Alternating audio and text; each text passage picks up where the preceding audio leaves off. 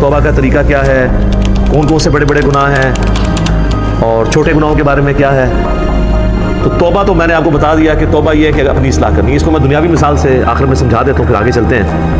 मुझे बताएं, जिस शख्स की ज़िंदगी में एक दफ़ा, बिल्कुल पहली दफ़ा किसी गर्म स्त्री से हाथ जल जाए, दूसरी दफ़ा वो ठंडी को भी लगाते हुए डरेगा ना कि हो सकता है थोड़ी देर पहले कोई स्त्री ना कर गया होवे। इस लेवल का डर जब आपका किसी गुनाह के बारे में आएगा ना दोबारा करते हुए, तो आप समझ लें आपने तौबतन नसूहा कर ली। या अय्युहल्लज़ीना आमनू तूबू इलल्लाहि तौबतन नसूहा, ऐसी तौबा करो जो आगे को नसीहत हो जाए। और अगर ऐसा नहीं है तो बस फिर ठीक है, एक ख्याल है उसको, आपके विजुअल थिंकिंग्स को लेके आप चलें और कभी आप शैतान के ऊपर डाल दें। मैं तो ये चैलेंज करता हूँ बार बार कि अगर गवर्नमेंट ऑफ पाकिस्तान ये अनाउंसमेंट करे कि जो शख्स फजर की नमाज अपने मोहल्ले की मस्जिद की पहली सफ में अदा करे तो फी फजर 1 लाख रुपया, दूसरी सफ वाले को 50,000, तीसरी वाले को 25,000, तो दुनिया के सारे शयातीन मिलके दुनिया के सबसे बड़े बेनमाजी की भी फजर नहीं छुड़वा सकते।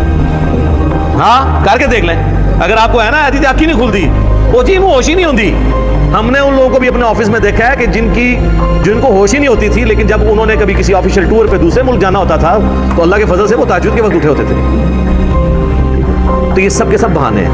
फिर कहते हैं दुआ करें तौफीक मिल जाए। आज तक हमें किसी ने नहीं कहा कि नहीं दुआ करें, इरादा है घर जाके रात का खाना खाना है, तौफीक मिल जाए। नहीं, वो खाना होता है। आज तक किसी ने टॉयलेट जाने से पहले कहा जी दुआ करें, मतलब एक बड़ा मुश्किल काम मैं करने जा रहा हूँ, है तो मुश्किल काम है सर, पेशाब बंद हो जाए तो नहीं खुलता, ऑपरेशन होता है, तो मेहरबानी करें तो दुआ करें कि अल्लाह ताला इज्जत से ये पेशाब मेरा निकलवा दे। नहीं, वो इरादा होता है। सारे की सारी ये दुआएं तौफीकें नेक अमाल के बारे में, क्योंकि वो करने नहीं होते। ये बात है जो हमने सर काम करना होता है ना। आज तक कभी हुआ है कि कोई शख्स, हमारे बाउजदाद में भी रिकॉर्ड हुआ हो, कोई शख्स मस्जिद में नमाज के लिए गया हो तो शैतान दरवाजे पे आके फिजिकली खड़ा हो जाए, आज तक मैं मस्जिद ही नहीं बढ़ने देना। और ये भी नहीं होगा कि अजान हो और आपके पांव ऑटोमेटिकली मस्जिद की तरफ चल पड़े, ये भी नहीं होगा, वरना तो जन्नत और जहन्नम का कंसेप्ट खत्म हो जाएगा।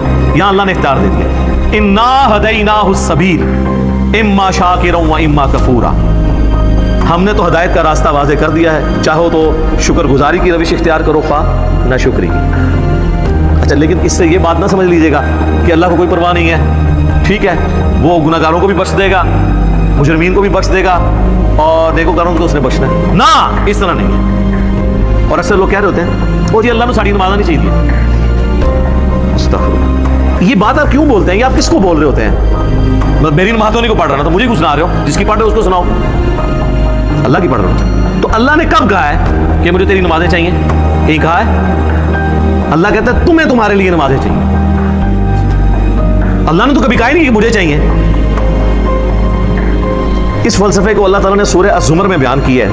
मसला तकदीर भी हल करने वाली ये आयत है। और सारे मसले, ये अक्सर लोग कहते हैं ना जो कुछ हो रहा है ना जी अल्लाह की मर्जी से ही हो रहा है जी, ये अक्सर आप सुनते होंगे कि दुनिया में जो कुछ हो रहा है ना जी अल्लाह की मर्जी से हो रहा है। नहीं सर, ऐसे नहीं है। अल्लाह की मर्जी से नहीं हो रहा, अल्लाह की इजाजत से हो रहा है। अल्लाह की मर्जी है ये कि लोग जिना करें, इजाजत है कि कर लो।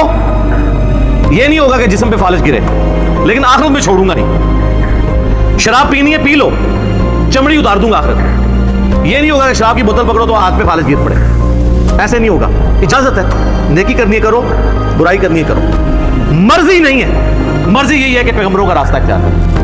ये फलसफा जो है ना सूरह ज़ुमर में बयान हुआ है, आयत नंबर 7। सर ये 7 नंबर आयत तो आप सारे अपने करीबी लोगों को सुनाएं, अपने ऑफिस में सुनाएं, अपने दोस्तों को, घर वालों को। इन तकफुरू फ़इन्नल्लाह गनिय्युन अन्कुम। देखो, अगर तुम अल्लाह का कुफ्र करोगे, नाशुक्री की जिंदगी गुजारोगे, तो याद रखना अल्लाह बेपरवाह है, अल्लाह को कोई फर्क नहीं पड़ेगा। लेकिन इसका यह मतलब भी नहीं है कि अल्लाह को नहीं फर्क पड़ा तो अल्लाह ताला छोड़ देगा, नहीं। वला यरदा लिइबादिहिल कुफ्र, लेकिन मैं कभी राजी नहीं हूं इस बात पे कि कोई मेरी नाशुक्री करे, मेरी नाफरमानी करे, मेरा कुफ्र करे। व इन तशकुरू यरदाहु लकुम, और अगर तुम शुक्रगुजारी की रविश इख्तियार करोगे, यानी अल्लाह के ताबे फरमान रहोगे, तो ये अल्लाह ताला तुमसे पसंद करता है। वला तज़िरु वाज़िरतुन विज़रा उख़रा, कोई जान दूसरी जान का बोझ नहीं उठाएगी। हर शख्स ने अपने अमाल का जवाबदेह खुद होना है। सुम्मा इला रब्बिकुम मरजिउकुम, इसके बाद तुम्हें लौट कर तुम्हारे रब की तरफ जाना है। فَيُنَبِّئُكُم بِمَا كُنتُم تَعْمَلُونَ، پھر وہ تمہیں خبر دے دے گا جو کچھ تم دنیا میں اعمال کیا کرتے تھے. إِنَّهُ عَلِيمٌ بِذَاتِ الصُّدُورِ، بے شک وہ تو سینوں کے چھپے ہوئے رازوں کو بھی جانتا ہے. اللہ اکبر. یار اللہ سے کون بھاگ سکتا ہے میرے بھائی؟ آپ اپنی داڑھیوں سے، پگڑیوں سے، نمازوں سے، تسبیحوں سے دنیا کو دھوکہ دے سکتے ہیں، قانون کو چکما دے سکتے ہیں، اللہ سے بھاگ کے کہاں جائیں گے؟ اللہ تو اتنا باریک بین ہے کہ جن لوگوں کی نماز، حج، زکوٰۃ بھی لکھے ہوں گے نا قیامت والے دن، فرشتوں نے نیکیوں کے ڈھیر لگائے ہوں گے، اللہ زیرو سے ملٹیپلائی کر دے گا. اللہ سے بڑا ڈاٹا سر، اللہ بڑا ڈاٹا دے. ہاں اللہ والے بن جاؤ تو اللہ سے زیادہ کوئی شفیق نہیں، لیکن اللہ کے نافرمان ہے تو سر اللہ بڑا ڈاٹا دے. مسلم شریف میں حدیث ہے سب سے بڑی 3 نیکیاں کون سی ہو سکتی ہیں؟ تینوں نیکیوں کے بارے میں نبی علیہ السلام نے کہا کہ یہ کرنے والا بھی جہنم میں چلا جائے گا. نمبر 1 آپ نے فرمایا قیامت والے دن اللہ تعالیٰ ایک شہید کو اٹھائے گا اور پوچھے گا میں نے تجھے اتنا کچھ دیا، اچھی صحت دی، تو نے میرے لیے کیا کیا؟ وہ کہے گا یا اللہ جان سے قیمتی کون سی چیز تھی تیرے لیے دے دی.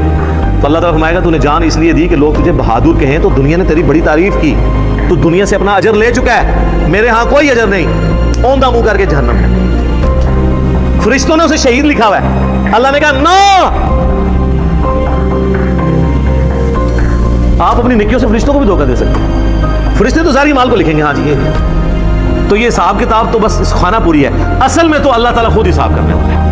اللہم حاسبنی حسابا یسیرا، آمین.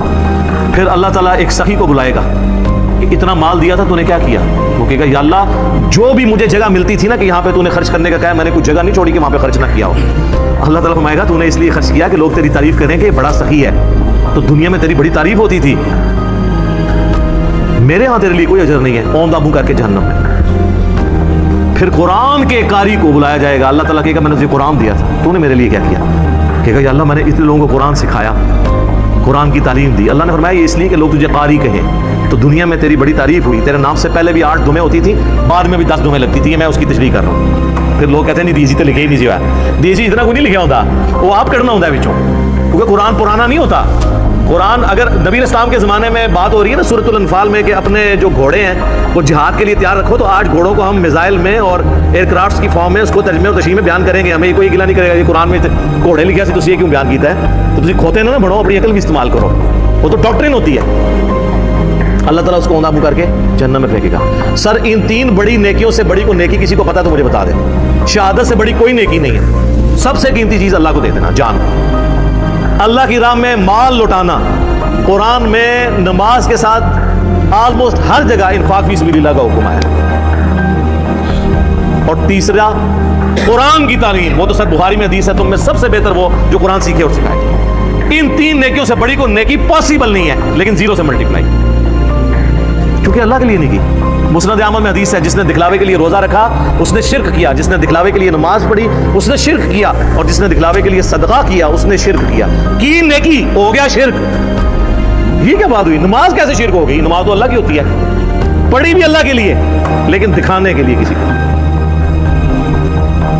ہمارے ایک ایکس پریزیڈنٹ تھے نا، مجھے ان کی پالیسی سے تو بہت اختلاف ہے، جنرل ضیاء الحق، لیکن ایک مذہبی آدمی تھے.